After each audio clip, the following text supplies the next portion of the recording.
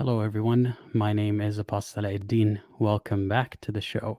So, for those of you who are not aware, this live stream was already scheduled for 10 minutes ago. And unfortunately, we did begin that live stream. But as is happening more frequently these days, I was bombarded with a troll who was trying to put graphic images on screen and say a bunch of um, things that will get the channel in trouble and upset people. So if you did see or hear that, I apologize. I did not see that coming. I should have accounted for that. Because I'll try not to sour the mood of the rest of the live stream because it's not about that. But I just want to make it clear, with no other topic, with no other group of people, do we have to worry about such vitriol and such scum, people who exist just to make sure that your life is miserable. So on a live stream like today, I'm extending this opportunity for Muslim and ex-Muslim women to talk about their experiences with the religion. And the first thing that we see is something graphic on screen because a Muslim wanted to troll this live stream. So again, I apologize for that happening. I'll make sure that it doesn't happen again. So to make sure that does not happen, or at least to give the trolls a little bit more work to do, if you would like to join, link is in the live chat. I will pin it to the live chat to make sure it's in the top. And if you do want to join, please do leave a description of who you are and what you'd like to talk about. And the more detailed the description, the more likely it is that you're not a troll. So that would really help. Anyway, so we're beginning all over again. I've restarted the queue, unfortunately. So we're starting with Delilah. Delilah, I hope you're ready because I'm adding you in 3, 2, 1. Hey there, Delilah. How's it going? You are still muted. Hi, can you hear me now? Yes, I can hear you now. Okay, great. Well, it's pretty surreal getting to talk to you. This is pretty cool. Nice to meet you. I'm a big fan. Well, thank you. Nice to meet you as well. I'm glad that you're able to join today. So I want to ask you first, how did you hear this channel and what brings you here? That's actually a whole story in itself. It's really funny, but I won't bore you with the details. Essentially, I was researching. I was actually directly researching Muslim apologetics and just arguments against Islam in general for a discussion I was having with one of my sister's friends, and then I saw.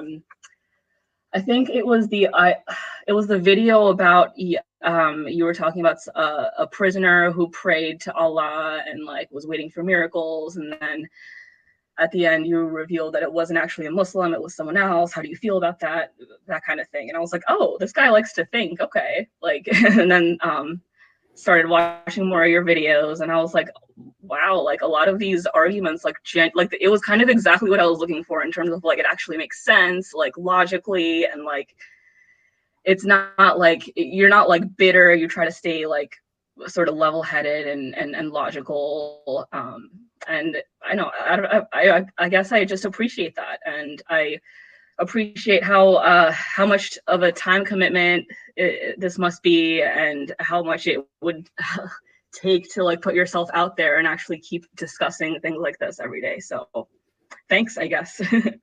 Well, thanks to you. I appreciate all your kind words. I was not expecting that either. Well, I'm glad that you found the channel, and I would like to know, what would you like to talk about today? What do you feel like would be a good use of this conversation? I think it would just be easiest to talk about my experiences and sort of some takeaways that I've just gathered over the years. So I'm in my 30s at this point, but I initially started sort of questioning Islam in high school. So 16, 17 years old. And it kind of yeah, it just kept growing and growing from there. Things I pretty much left the religion altogether when I went to college and stopped wearing the hijab, and it's been mostly a struggle. Well, it's been a spiritual struggle, because it's like, what do you have if you don't have something like Islam that consumes so much of your life? Like, how do you fill that hole when you've been taught to make so much space for something so, like, sort of abusive, I guess. And I think what really, like, summed it up for me, summed up that experience at the time, was a meme that I saw that it was essentially saying, "This is not our culture, this is." And so on one side, it says, "This is not our culture," and it shows a picture of a bunch of Muslim women wearing the burqa and just, like, completely covered up, and they're all wearing black, and it's very austere and serious, and uniforms, just, like, monotone. And then the other side is, this is what our culture is. And it shows, like, women in, like, Iranian dresses and, like, Indian saris, and, like, just all kinds of colors and actually distinctive cultures and variety. And it really, like, summed up, or I guess solidified, how much Islam completely replaces cultural identity in some ways. And so when you leave Islam, if you're not just leaving a religion, you're also sort of abandoning your cultural identity. And that, I think, can be very traumatic, or just catastrophic in some ways, because you're almost, I mean, I was anyway, almost just left with, like, well, then who am I? Like, where did I, like, who are the people that I even come from then? And like, I can't even, like, I'm not going to give more details about, like, my own background, just in case, but, like, it left a pretty large hole that I eventually just had to learn how to deal with. And by dealing with it, I mean, like, figuring out, like, who I am as a person, and what I'm actually interested in, and what, like, I would want to spend my time on, and just all kinds of, like, just questions pop up from there. And I don't know, like, do you have any, like, any, like, questions or anything, while I, like, regroup my thoughts for a second? Well, I just wanted to point out that a lot of people think what you're saying is very relatable. I mean, not just your experience taking out the hijab in college and all that, but Yeah, also yeah. losing your identity as well. Like you said, Islam takes over what cultural identity is, or it's ingrained in it at least. So that's a struggle that a lot of us identify with. Yeah. Yeah. So yeah, I mean, I guess we could, like, keep talking about, like, this sort of stuff, or we could keep talking about, like, my experiences, which are sort of on the darker side, so it's more just, like, depressing and not as like, fun to talk about. So What do you feel like we could, you would like to talk about more urgently? I think more urgently, I guess I would like to talk more about, like uh reconciling the giant gaping hole in your life when you leave Islam. We can start there. It's more of a lighter topic, I guess. So I did write some things down, and I'm looking through it, and it looks like I went through some phases in terms of, like, rebuilding my life after Islam. So, like, it took me I guess, like, once I realized that how insidiously, or I guess even, like, how effectively it takes advantage of, like, your fear, your ignorance, and like, your ego, almost, like, by like, encouraging, like, bigotry and things like that. Like, when I realized that that's how it perpetuates, by taking advantage of those sort of, like, base emotions, it kind of seems like more and more of, like, a cognitive disease almost. And I don't like mean to say that in like an insulting sort of way, but it's kind of like it's I feel like religion can be so alluring in some ways, just because it makes you think that by practicing it you're better than, or at least as good as like the people around you who are practicing, and makes you feel, it gives you a reason to feel better about yourself than others who aren't practicing it. And like just the way that it like encourages like closed-mindedness and blind obedience. Like you don't need to understand the Quran as long as you just read it in Arabic, just like things like that. And the more I realized like how insidious it became, the harder it was for me to, I guess, like see my family in the same way, because I kept thinking like, how can you guys believe this sort of thing? And like, and then you add on top of that all of the all of the stuff about with Muhammad and him basically being a pedophile, rapist, sex addict. And then it's like, how do we live with so much cognitive dissonance? And it just got more and more frustrating to see. And unfortunately, like for me personally, I guess it made me want to not spend as much time with my family and like and my sisters. And it's like I hate that it affected me in that way, but like it's almost like it was at some point it just got too difficult to put up with so much cognitive dissonance just all of the time. And it just got like more and more difficult, and it was hard to like do anything, like know what to do about it, I guess. And I like, I don't know, but we are getting personal now, and it's and it is something that like is a big part of what still bothers me about the religion, that it has gotten in the way of my relationship with my family. But anyway, yeah, go I ahead. can relate to that, and so can so many people, I'm sure, in the chat right now. And I want to highlight something that you said. You were talking about, and you haven't yet mentioned, and I'm not implying anything here, but you haven't mentioned anything regarding your family alienating you on purpose, but just the Exactly, realization, yes. yeah, just the realization of how differently they see the world and how much cognitive dissonance they have to, keep up, and you have to pretend that you have, just so you can carry on a regular conversation. Yeah, yeah, That yeah, alienates you from your family, even without any aggression from them towards you. exactly. Yep.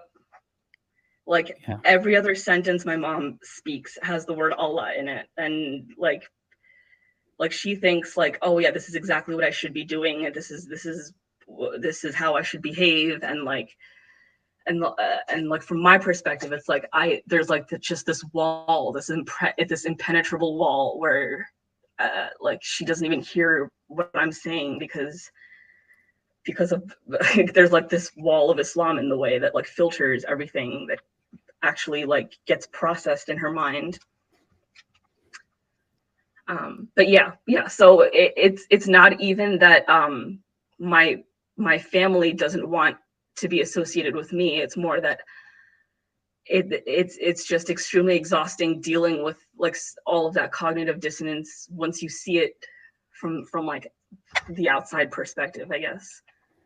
And I'm um sure it must feel, and I'm sure we have spoken before on this channel to ex-converts, and we might have another one today, we'll see. But I remember them saying something similar when they convert to Islam, looking at the people around them who don't believe in Islam, and the way that they see the world is very different to theirs, alienates them.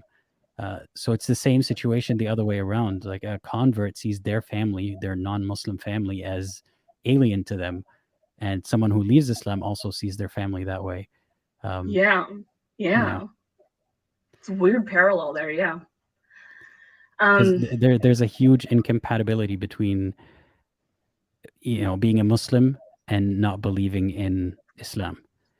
It's I'm not saying Muslims yeah. and non-Muslims cannot coexist. That's not at all what I'm saying. I'm Yeah, no, saying no, yeah, it's a yeah. yeah. Go ahead. No, I was just gonna say, as you were talking about, it's you feel alienated from the people who are close to you when their way of thinking of the way of perceiving the world is so different to yours. Yeah. Like I'm thinking like it's almost like having an entirely different operating system. Like it's like, oh, you're Apple, but I'm Android, I guess, or am I Mhm. Windows?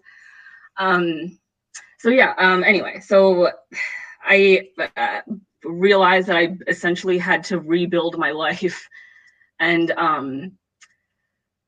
I guess like if I had any kind of advice in that regard, I would see it as, instead of it having to be a traumatic time, it could be probably more effective and better framed as a really exciting time. Like you actually get to like have control over what you want to do and how you want to shape your life, and like really get to think about these things from like your own perspective and not someone else's.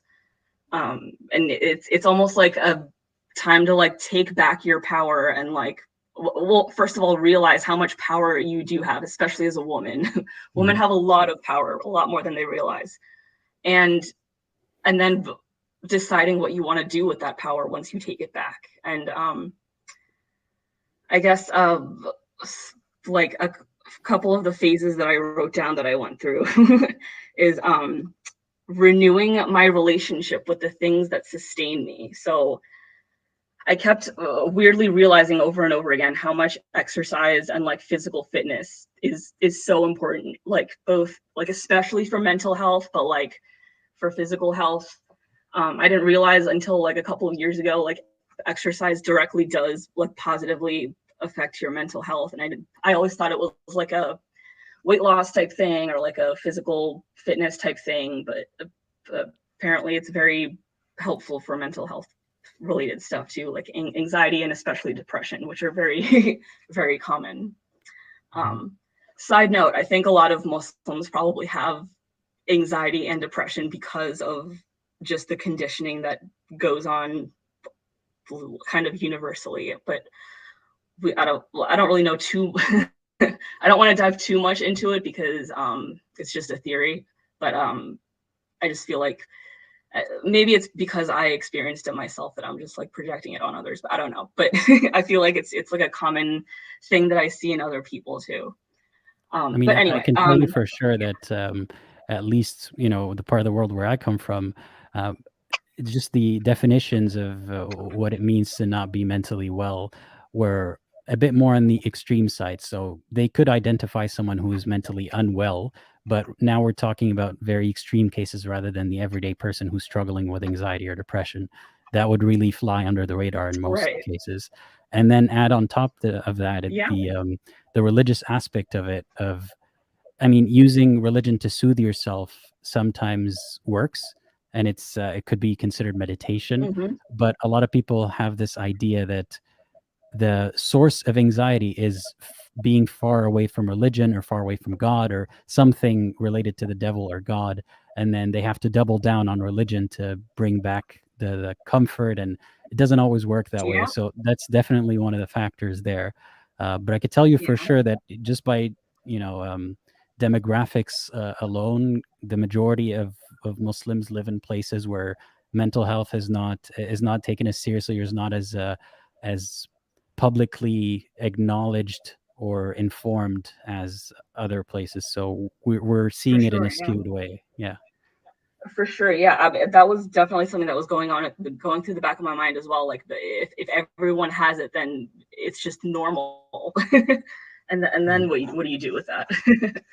And actually, I'm glad you like we brought this up because one of the points that I wrote down was actually learning to recognize the signs of anxiety, depression, maybe chronic post traumatic stress disorder in general, um, and like there's also a lot of guilt, just a lot of guilt in general. Yeah. And learning how to like acknowledge like is it fair? Is that fair? Like is it fair to feel so guilty about like these like your sources of guilt, and kind of like acknowledging them. Um and so I guess like if you're able to, I guess if you're able to actually identify the signs of these sort of mental hangups, then you can actually start to do things to address them and actually like heal from them.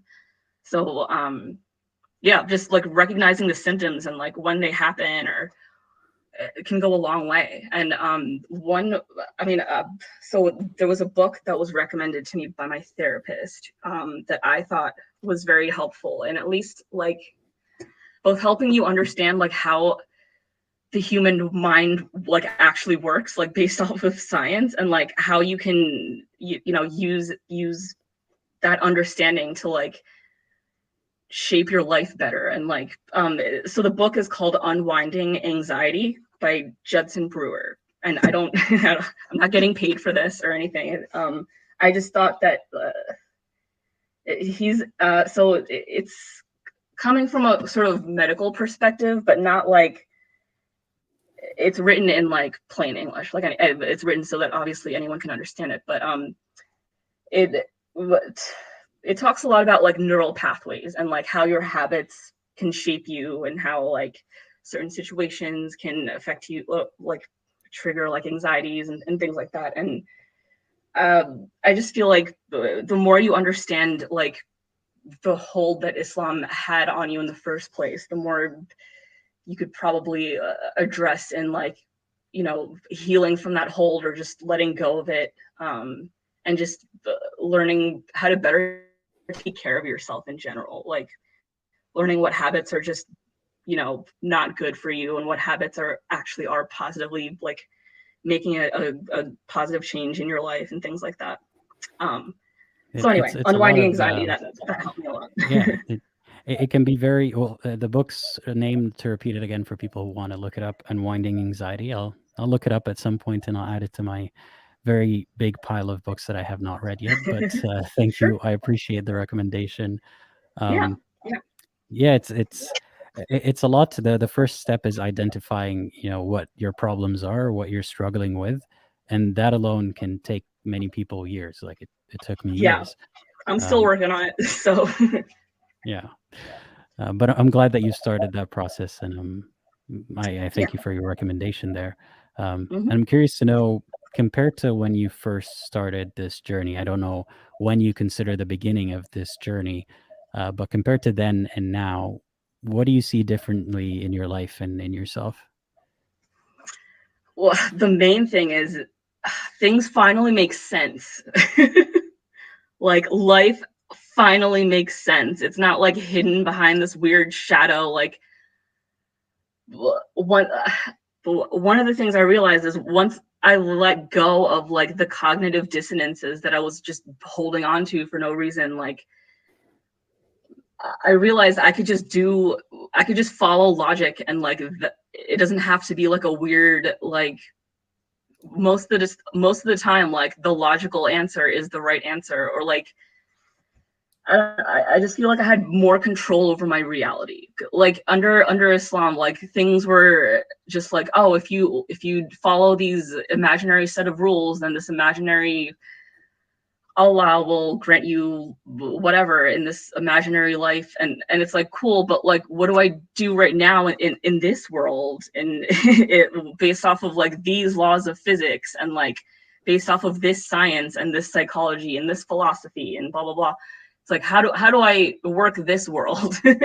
And so like once I stopped focusing on the afterlife, I could focus on this life and make the most of it, and decide how I want to make the most of it. And I just feel like I have so much more control over myself and my surroundings and my relationships. And yeah, I mean, I feel like I've grown a lot as a lot as a person. And I definitely feel like I'm in a better place than I was when I first started this whole thing.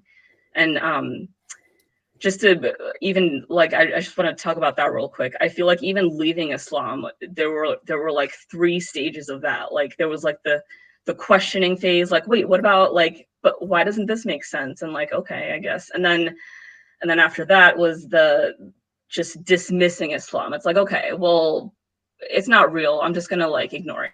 Like people will believe what they want to believe, and there's nothing I can do about it, and it's fine as long as no one's killing each other, whatever.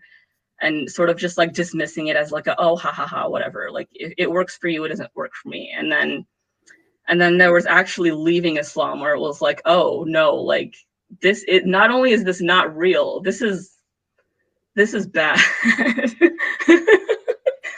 and then it's like, oh crap, I can't just, I gotta do something about it. And then and here I am, I guess. So yeah. Well, I'm glad that you said that you've grown a lot as a person and you're doing a lot better, Yeah. and I'm happy to hear that. Um, Yeah. yeah, I don't know what to say, because a lot of what you said I relate to very much, and it's Yeah, I feel like we're cut from the same cloth somehow. yeah, So that makes sense. yeah, it does, and it's a restructuring. Well, you said something about how things now are easier, or they make sense. Things make sense. Yeah. It's like, in the past, you would be observing your surroundings, taking in that information, doing whatever logic and operations in your head, emotions, logic, all that stuff, and then you come to a conclusion. But there was always the factor of religion that you had to account for, either in the conclusion or in the observations. And that was a big unknown. It's like a wild Yeah. card. It could be anything. Yeah. And it's very confusing when you have, it's like a mathematical equation where you have an x that you can never solve for, because it always changes. Yeah. Yeah. And Yeah. it's like, why can't I solve for it? Why can't I solve for it? Like I have all of this knowledge. Why doesn't this make sense? And Yeah. now you don't have that factor. I mean, not everything that we see, I mean, not all information is observable and provable and all that stuff, but at least you don't have that big unknown factor of religion. Yeah. At That, least there's like proofs and like theories that like hold up whatever claims are being done, or of claims are being made.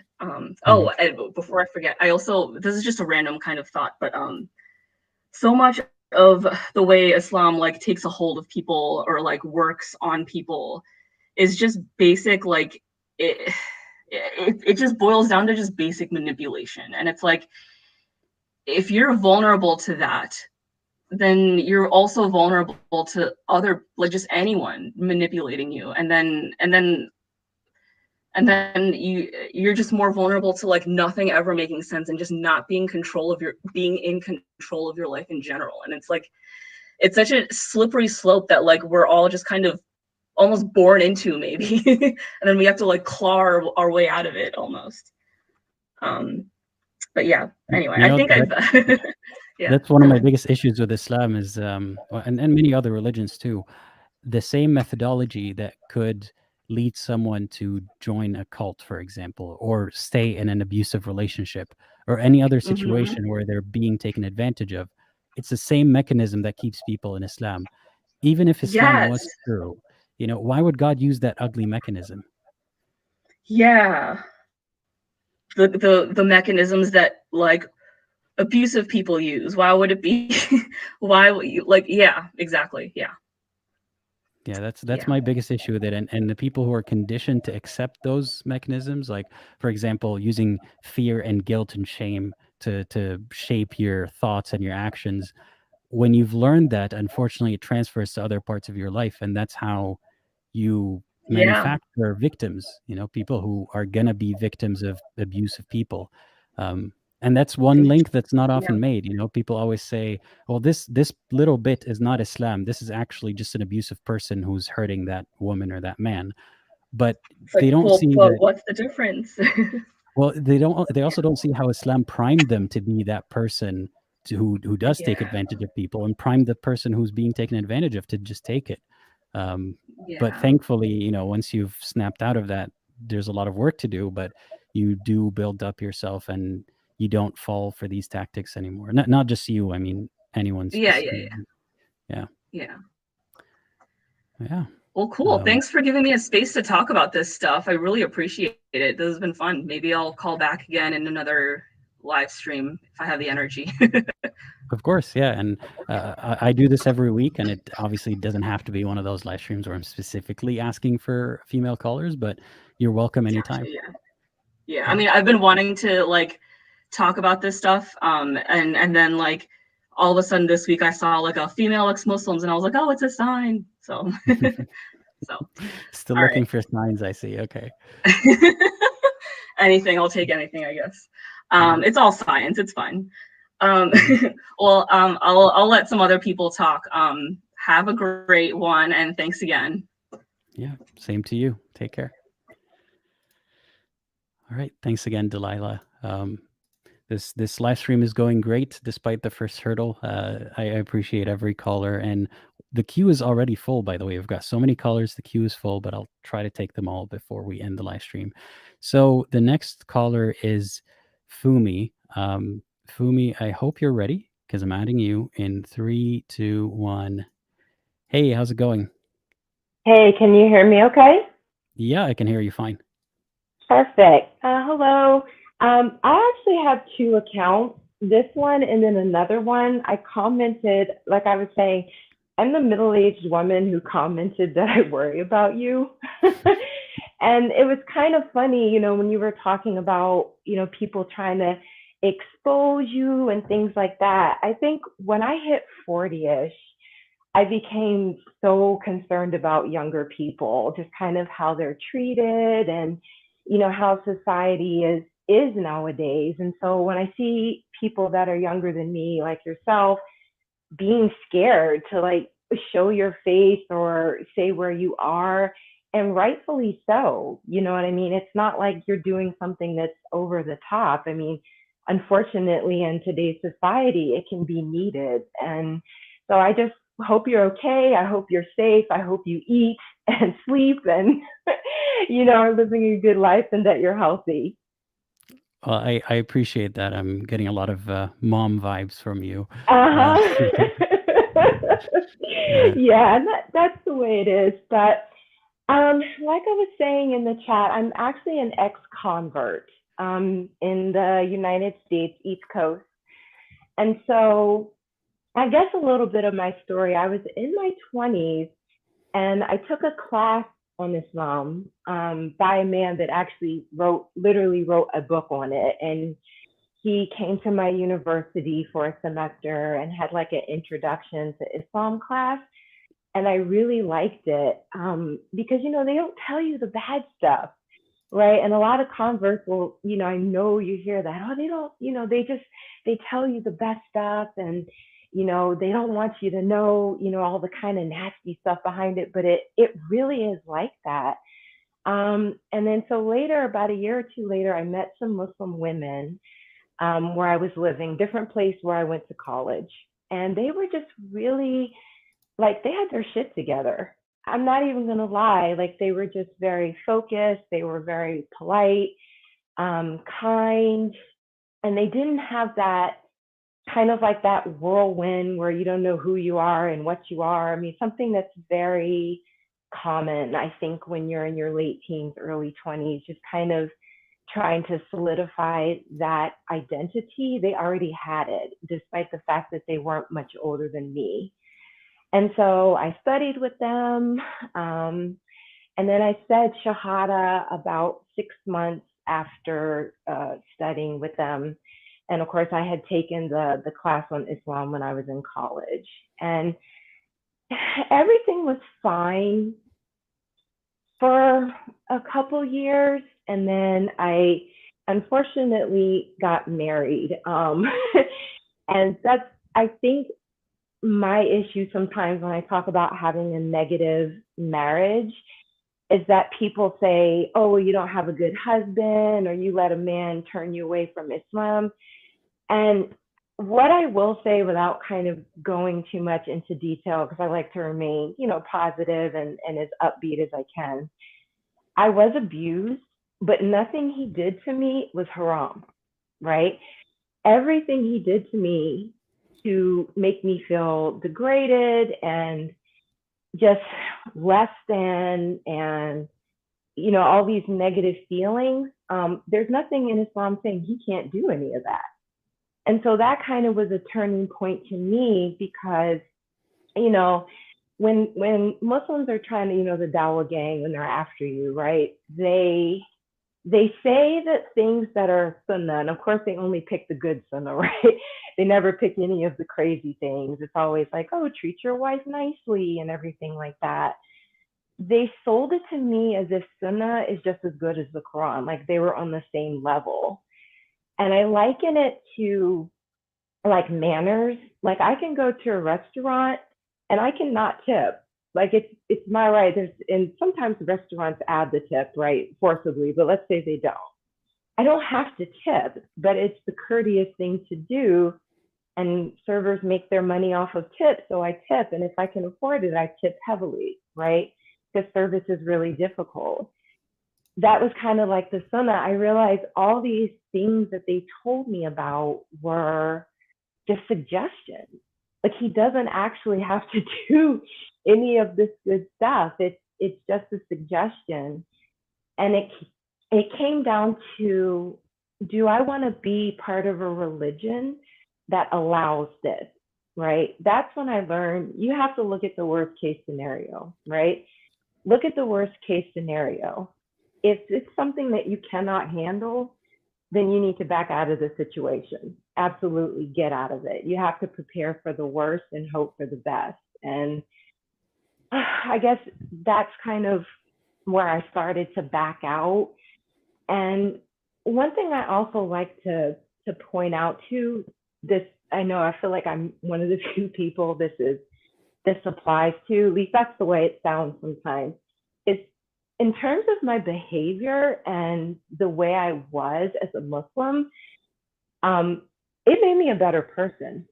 A lot of I learned to be just more kind, more polite. I was very warm. I didn't swear, and I used to have sworn like a sailor before. And like I was able to stop, and people would say, you have such a light about you. There's something about so light and happy about you. And I think some of that is my real personality, but I think something about Islam magnified that. And when I left, one of the most difficult things is I lost that. Like people didn't say, oh, you're so light, you're so, oh my God, you just have such a glow about you. I've never heard that. It's been, God, 15, 20 years, something like that. I never heard that again after I left Islam. And so even though I know I made the right decision, so Islam kind of made that decision for me, right? I do miss that. And I do miss a lot of the women that turned me on to Islam. Like sometimes I Facebook stalk them just because I just want to know that they're okay. And like I miss them. And, I told them that I left and they were upset. Some of them just accepted it, but they were just so wonderful to me. To this day, I still really love them and I wish them well. So, my experience wasn't all bad, but the abuse, yeah, the abuse, that's definitely when I realized, oh God, what did I do? you know, um, I'm really yeah. sorry that had happened, and I hope I know you just said this in passing, but I hope you realize, you didn't do something, to cause that. It was just what happened. Um, and I'm curious because you mentioned that everything that your abuser, what he did was not haram. hmm How did you come to that conclusion? I had heard it, but it was covered over, right? So you hear it and you're like, okay, yeah, he can do this, but look over here. You know what I mean? Like I heard it, but they didn't give me time to process it, right? It's kind of like when you're getting a coaching for your job, right? They'll say you may have to say a negative, but throw some positives in there because it makes the whole thing better for the person that you're counseling, right? That's kind of what they did. It's like there were some things that I was like, that's really odd. And before I could really question it, I was getting kind of not bombarded, but I was kind of getting steered away from that because I'm very talky. I tell people what I'm thinking. So in a way that was kind of bad because they could hear me having doubts. And so they knew immediately, like, okay, throw this at her, steer her this way, take her here, show her that. And, at one point somebody said, I think you should do Umrah. And I was like, what? And they're like, yeah, I think it'll be good for you. I know somewhere where you can do Umrah. And I was Sorry, like, that's whatever. in response to you telling them about your home situation? Not my home situation, when I started to have doubt, Okay. right? Because they didn't really know that it was my husband. They thought it was just regular doubts, right? They didn't know it was induced by him. And So so they they said, oh, thought you your were mom's a asking little. about, sorry to interrupt. Go ahead. Just to No. clarify, they thought you were asking about the concept itself of can a husband beat his wife, for example, not that you were asking for personal reasons? No, it was more, I was making general comments, not necessarily about him or relationships, because obviously now that I'm married, if I ask anything or say anything about that, they're going to immediately connect it to my ex-husband, who was really popular, by the way, like really popular. And then when it kind of came out, the reason why I left, it was very much a victim blaming. Oh, well, the brother is so nice and I just don't understand. And, what did you do? And it's like, I was kind of ready for that, but it didn't mean that it hurt less, even though I know that that's like a thing, But yeah, they heard me stressing, and then they literally found a way for me to do Umrah. Like, this community was kind of on point in that way. And the crazy thing is it did help for a little while. I would still go back to Medina, honestly, not Mecca, because people are really angry there for some reason and it's super hot. But I would go to Medina for sure, because there was definitely a peace about it that I haven't, and I've traveled literally the world, but I haven't found that level of calm and peace than I did in Medina. But of course, that didn't last very long. Because within a year, I left my marriage and I left Islam pretty much at the same time. So it's kind of crazy. Thank you for sharing all of that with us. Mm-hmm. I have so many questions, of course, but I don't want to bombard you with all of them. But first and foremost, how are you now compared to where you were back then? I think I'm good. I still haven't been able to find any kind of group where I feel like I have a strong bond, like a common bond. I sometimes I hear ex-Muslims, like, I'll go on Reddit, I'll go on YouTube channels such as yours, read the comments, listen to people, and they say, yeah, it was fine. I was able to, basically people are looking to supplement that. And so many people said they found something that works. I never did. I never felt a deep connection with a group after that. But I'm definitely more happier than I was for a long time. That took the previous caller, was talking about stress and anxiety and learning how to manage that. That's definitely something I had to do, because it was basically PTSD. I mean, so many of us have it. You have it. Most of the callers have it. It may not be extreme, like what some people would think that PTSD is, like seeing somebody's, head blow off or something like that. But there's different levels of it. And I had it because I suffered abuse. We've all suffered something negative under, the fist of Islam. So that took some time. But now, yeah, definitely much better. Definitely much better. And thank you for asking. Of course. You had mentioned something that I want to bring up, but I don't want to bring it up in a way that sounds too blunt. So I'll try to choose my words carefully. All right. So you mentioned people telling you that you look like you have a glow about you, and you became a better person when you joined Islam. And yes, a lot of that is very measurable. Like, for example, you said you used to swear a lot, and then you were able to control that because you're not supposed to swear a lot in Islam, and you had some motivation to do so. And it worked, it seems. Not that I'm taking a moral stance on swearing, but let's just use that as an example. Well, I work with the military now, so I'm like, it's whatever. Their mouths are filthy. Yeah. So Could have been it's an not an asset issue. almost. Yeah. Yeah, exactly. But anyway, something when you said that, a light bulb went off in my head, because recently I've been diving back into watching a lot of documentaries about cults, not out of research, but just killing time while I'm doing other stuff.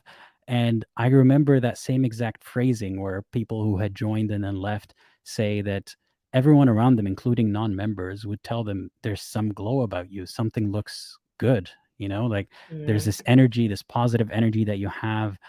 You're making changes that don't necessarily have to do with the cult or the religion, changes in your life. You feel like you've got this motivation to do better, to be a better person. And that is, I think, a huge amount of it is attributed to just being part of a group, as you probably already know. Yeah.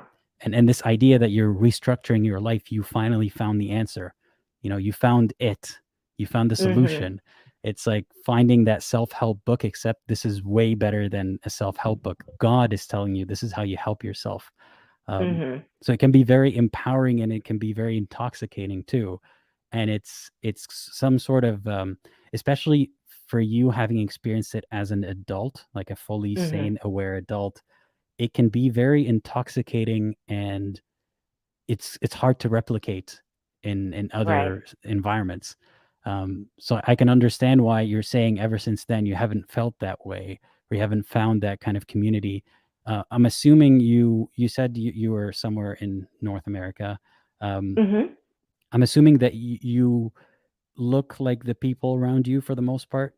Like it's not No, difficult for you. do you mean look like without my scarf, Yeah, or? without your scarf. I mean, are you currently Yeah. wearing a scarf, or? No. No. God, no. I do wear head wraps, but it's a matter of fashion, and it's like I'm Black, so it's always kind of been a thing of like styling your head wrap, and like, so I wear it as a matter of fashion, and nobody looks at me because it's so many Black people that do that. It's not an issue. I don't stick out in that way, but yeah, I blend for the most part. But yet you still don't feel like there's a community that's as tight knit, because that sort of identity was not really about your looks or your race or your background. It was about your belief, right?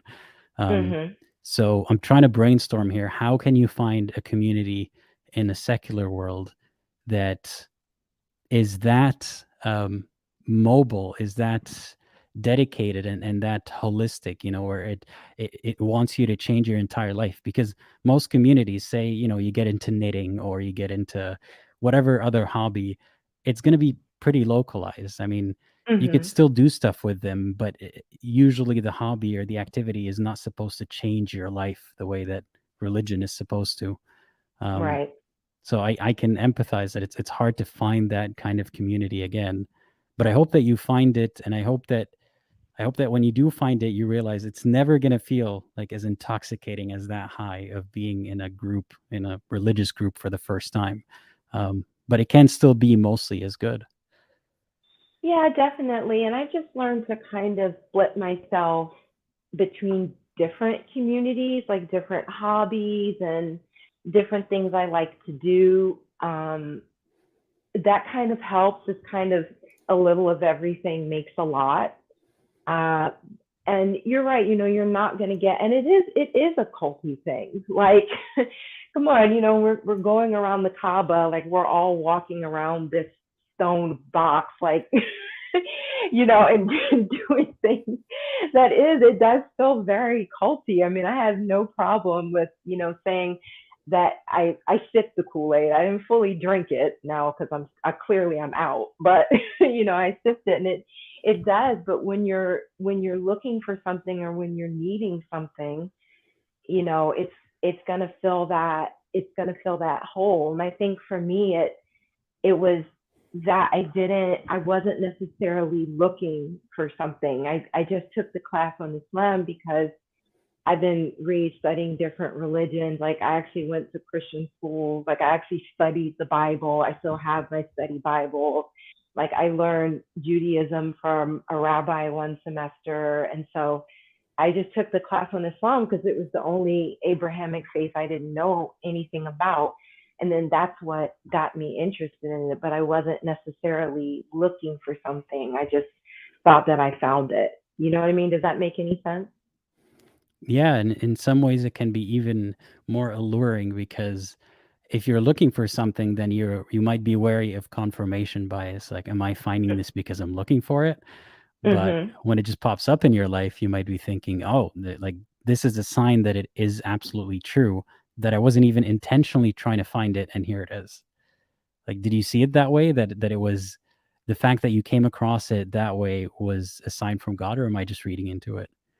No, I wouldn't say it's a sign from God per se. I would just more think of it as, I mean, I can't really relate it to something else, like to kind of compare it to something, but I just felt like it's like when you meet somebody that is supposed to be in your life, not necessarily even like a romantic partner. I think some people automatically go to like a romantic partner, but friends, when I met my best friend, we've been best friends for 12 years. And when we met each other, we were just like, yep, found my bestie, and over, 12 years later, that's still very much the case. She's coming to visit me this weekend.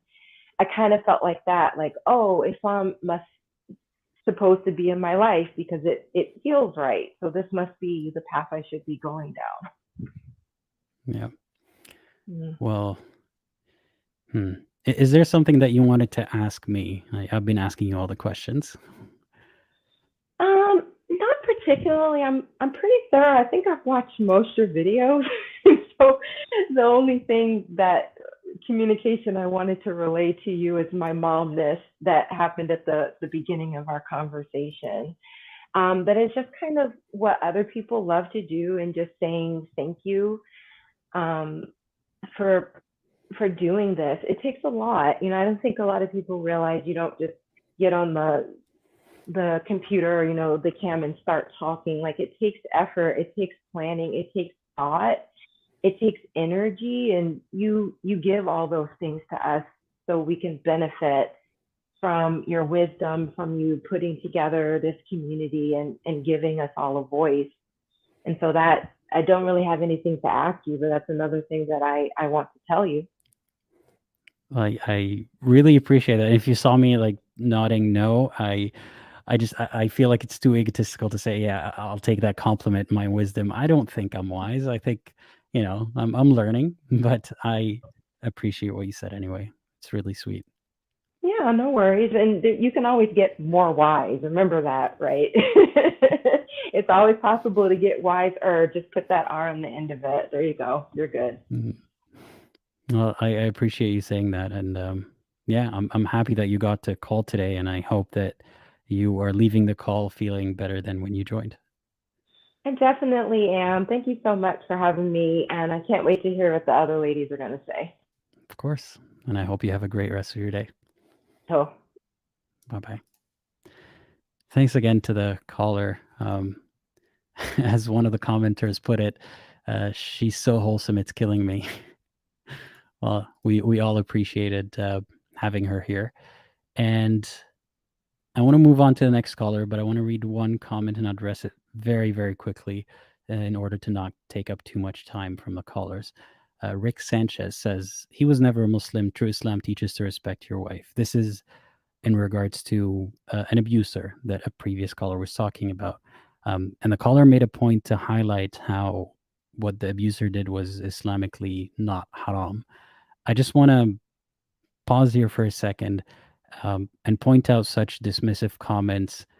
When people say what this abuser did or what this person did is not Islamic, that's not how a true Muslim is. I say in many cases it's absolutely what a true I mean, who even defines what a true Muslim is? But if you're going by the definition of what Muhammad and his followers would have done, in many cases, that's exactly what Muhammad and his followers have done. There are instances of such abuse, physical abuse happening in Muslim communities, and the women complaining to Aisha, and Aisha telling Muhammad, and Muhammad saying something, a half-assed remark like, those of you who beat women aren't the best of you, or something. But he doesn't say that you can't beat your wife. He makes it, legislates it in the Quran.